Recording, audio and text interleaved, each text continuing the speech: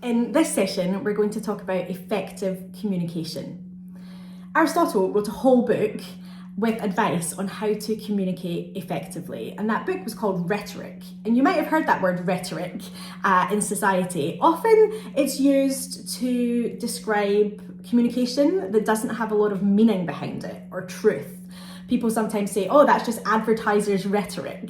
But that does a real disservice to Aristotle's views on rhetoric, because it's not about pulling the wool over people's eyes. It's not about bad people using language to manipulate others. Instead, it's about learning tips and tricks that help you stand up for what you think is right.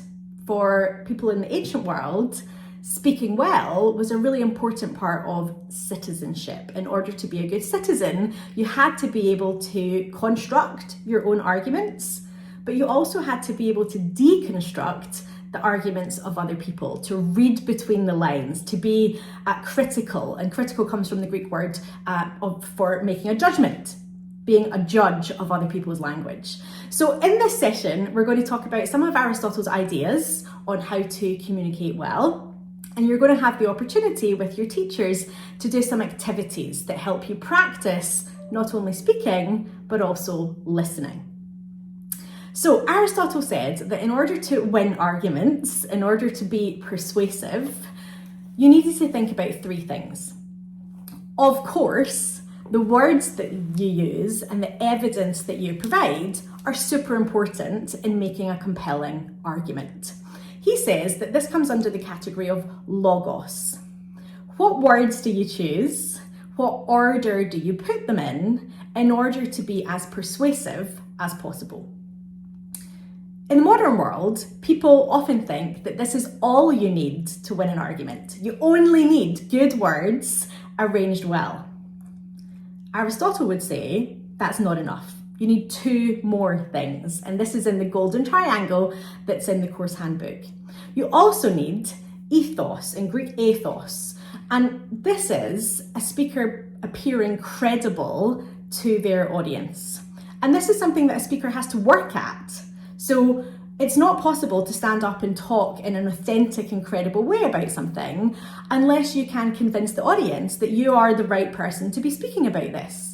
You have to think about how you might have behaved in the past. So politicians often struggle with ethos, because if they say, if we are elected, we promise to do these things, and yet they're people who are known publicly for having broken promises, then that harms how persuasive they appear to the audience, because they don't have credibility, they don't have gravitas, they don't have authority to speak on this subject.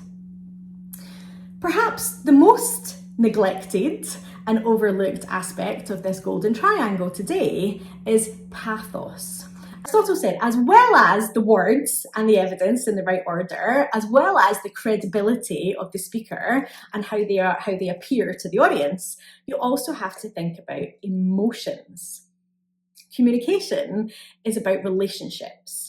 And so Aristotle said that in order to win arguments, you have to cultivate an emotional connection with your audience. You have to think about what emotions you want them to feel before you start planning the language that you will use in order to cultivate those emotions in the audience. So quite often when we look at great speeches of the past, we see that the speaker has thought in advance, I want my audience to feel angry right now. And you'll see this with a speech from Greta Thunberg, who's talking about the climate crisis. She wants her audience to feel angry at the ways in which her generation are having to pick up the pieces of the planet in decline, not as a result of their own actions.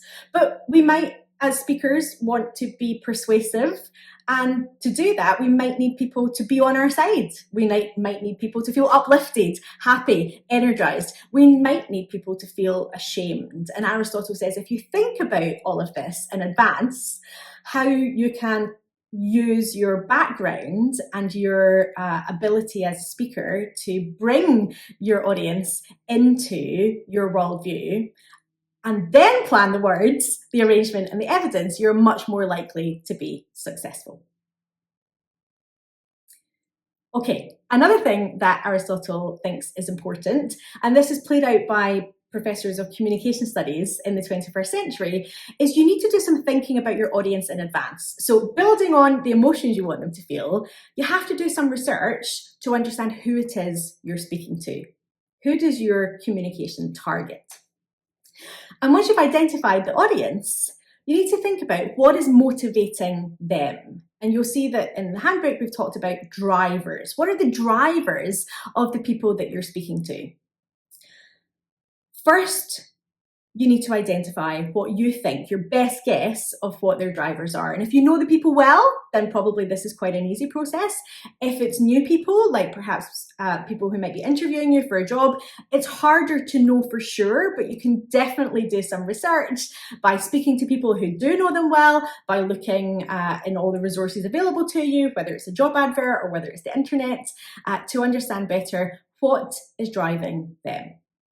Once you know that, you then have to hook them. And journalists are absolutely fantastic at identifying the hook. What is the thing that is going to grab their attention and make them want to know more from you? And once you've found out the drivers and you've identified a hook that is compelling, then you have to persuade them. And Aristotle had lots of advice on how to move from this position of knowledge about your audience to actually persuading your audience. But at this point, it might be helpful to give you an example. So say, for example, you have seen a job advert for a job in construction, and you think, I would like to apply for this. How can I optimize my chances? First, you need to work out the drivers of the people who are going to be interviewing you. And they might have lots of different drivers. Is it they want somebody who has qualifications? Qualifications are the most important thing for this role. Actually, they might not care at all about qualifications. What they might care about is experience. If you've got experience of doing a similar job in an organisation which can provide a reference, then that might be for them the most important driver. For others, they might not care about qualifications, don't really care about experience, but what's really important is that they can have somebody start tomorrow. And so availability and enthusiasm might be the drivers of those people in the interview setup.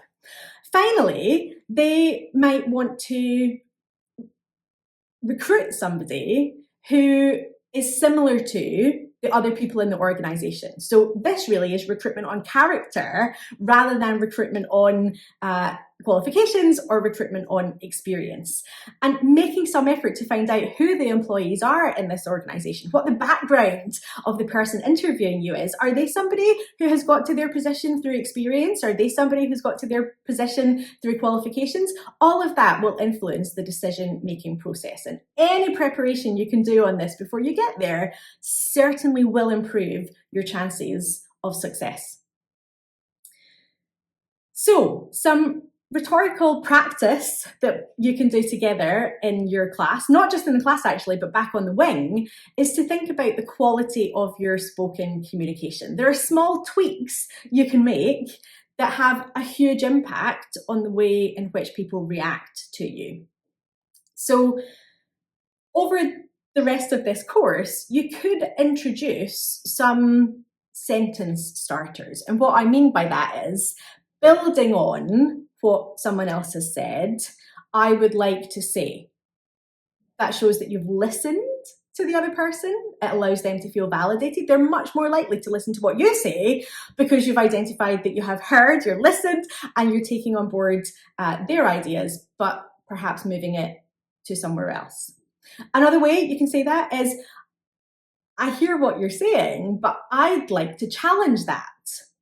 And by identifying that, again, you've listened, you can then perhaps disagree. And it's okay to disagree, but disagreeing courteously is much more likely to avoid conflict than saying you're wrong. Another way that you can build on what other people have said is to say, I'd like to take the conversation in another direction. Or I think that we're missing something really important here. And this allows you to introduce a new topic into the conversation that you think might enrich the experience of everybody, both as listeners and as speakers. So these are just very small tweaks that you can make, but is amazing the feedback that we've had from this course so far, where conflicts potential violence on the wing has been avoided because people have learned strategies from communication studies that can improve 21st century living together. Okay, now we're going to talk about gestures. So Aristotle had something to say about how the speaker delivers their communication. This was also taken up by some Roman writers, Cicero, who was a lawyer and a politician, and also Quintilian, who ran a school in Italy. And what they all say, essentially, is that communication is not only verbal. There are non-verbal elements to communication as well.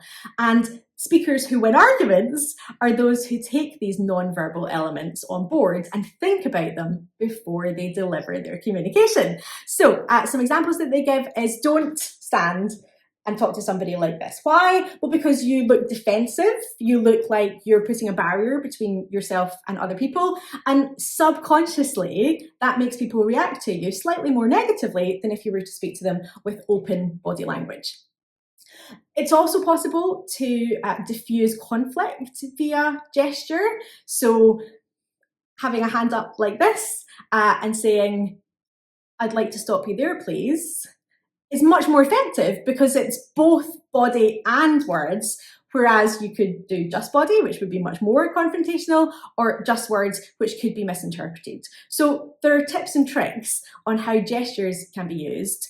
And this covers things like body posture. So standing up straight allows you to cultivate a bit more empowerment and confidence, both in yourself, but also in speakers.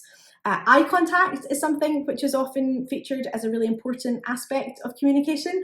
I actually don't think that it is super important. People with neurodiversity find eye contact really difficult, and I don't think that we should be prioritizing eye contact, but I think we should be prioritizing how we can show that we're listening to somebody. So again, this is not by doing something else at the same time as listening. When somebody walks in the room, it's nice to smile at them or show that you've registered that they have arrived. These are the non-verbal tips and tricks that can help you cultivate relationships without using lots of words.